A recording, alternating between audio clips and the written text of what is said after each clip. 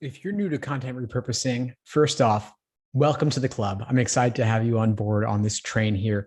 Content repurposing is a fantastic way to get your material out to more people, reach new audiences, build your traffic, build the beginning stages of your funnel, get people in the door. And it's easier than a lot of folks think.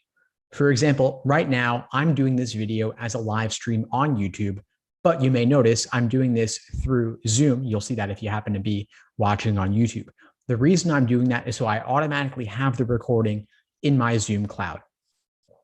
That means that through an integration with Otter, I'm having it automatically transcribed as I speak right now. So I've set up a structure in place where I'm automatically getting transcriptions and the recordings automatically getting saved to my Dropbox account.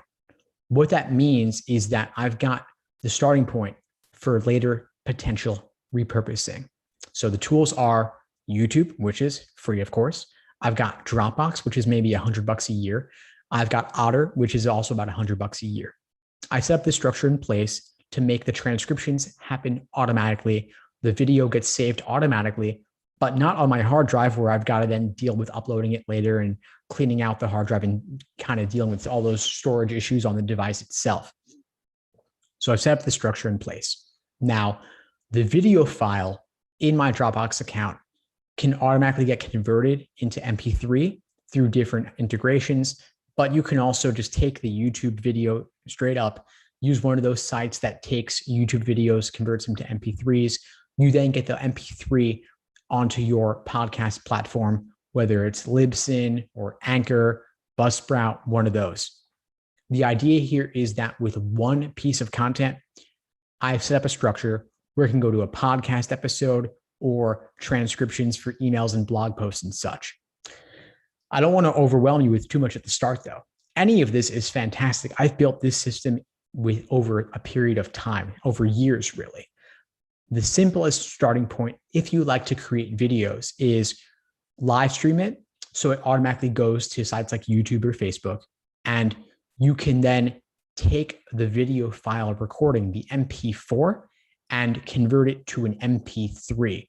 Just Google again, YouTube to MP3 or MP4 to MP3. You'll find a lot of free services out there that can do this for you. That MP3 becomes your podcast.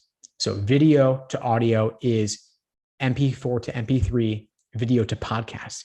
If you have a YouTube channel, you've already got the material for a podcast built in.